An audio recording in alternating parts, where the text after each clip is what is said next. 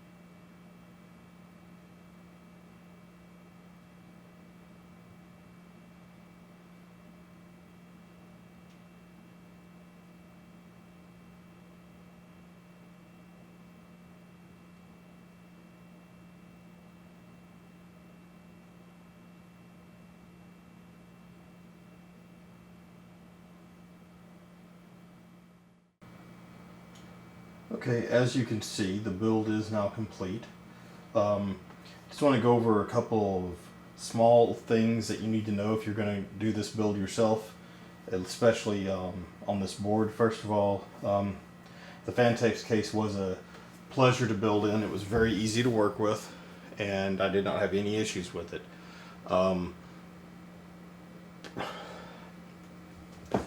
There's a couple things I'm going to point out, and first thing you need to know is if you are going to be using this Glacer 240L on this particular motherboard, you do have to rotate the pump 90 degrees. As you can see, I've rotated it 90 degrees from top. It's the only way that these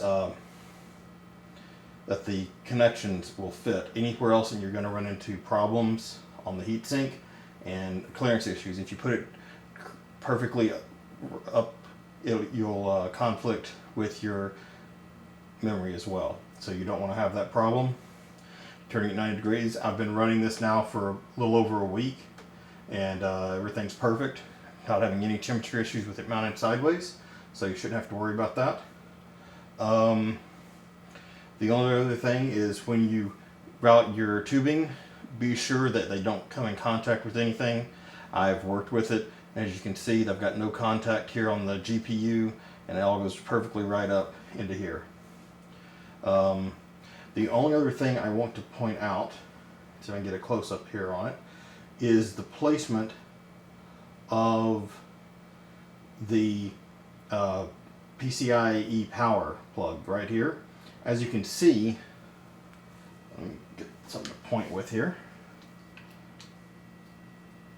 As you can see, you got the power coming right off here, and I've got it actually routed and put underneath the gap between the GPU and the motherboard, and then it runs down underneath. You can see it there, and it runs all the way down into the grommet. Now, of course, I do not also have the shroud installed yet. I wanted you to see just how neat this works even without the shroud. And as you can see, it looks very good. The Seasonic power supply was really easy to work with, and I didn't have any issues with it whatsoever. Trying to think if there's anything else I want to point out on this video, because it really was easy to work with, and overall the build went smoothly. The most complicated part, as I mentioned, was putting in the pump for the Glacer 240, just because it didn't have clearance any other way than right there. I guess that's about all I can come up with here. I'm going to zoom back out now. And there you go. I mean, I'm going to be quiet here for just 1 second. And I can barely hear the fans. I'm not sure if you're going to be able to hear them at all on this video. Actually, let me get my mic and put it right by the case. Hang on.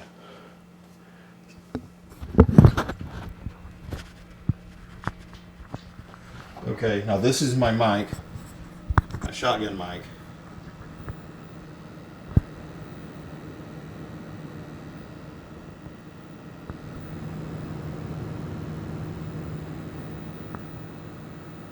As you can tell, this is a pretty quiet case.